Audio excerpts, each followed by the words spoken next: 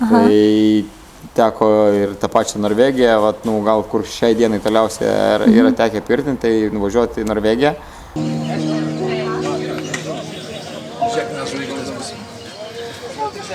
Povilas pas mumis kas?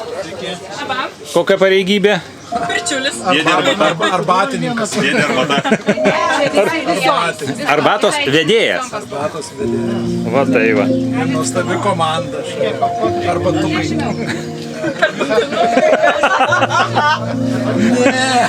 Arbatinukai. Šitą užskaitau. Tai buvo tokia istorija, kad Robertas Gruzinskas atvažiavo pas mane į svečius, pravedė pirtį ir nuo tada aš supratau, kad niekada gyvenime nebuvau pirty.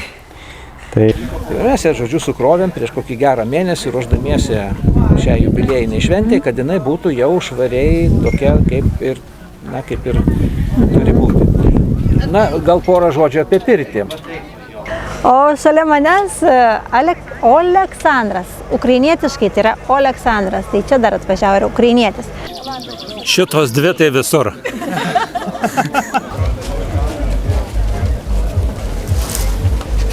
Labas rytas.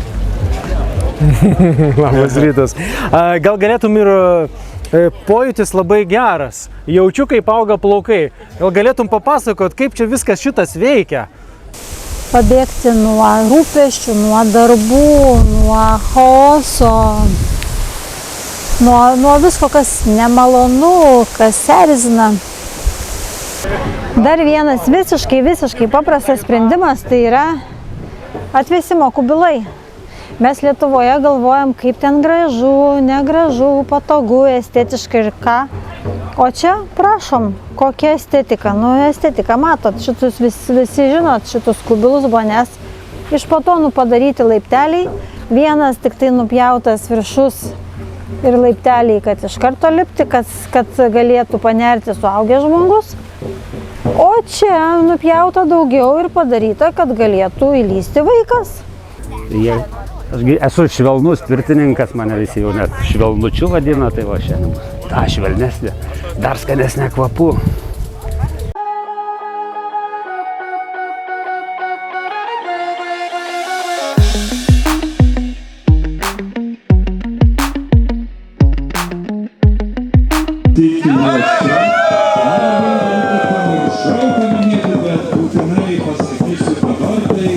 O tai, ką mes darom lietuviškoj pirty, yra kažkas nepaprasto. Ir mes tai turim duoti tą žinią visam pasauliui, kad visi žinotų.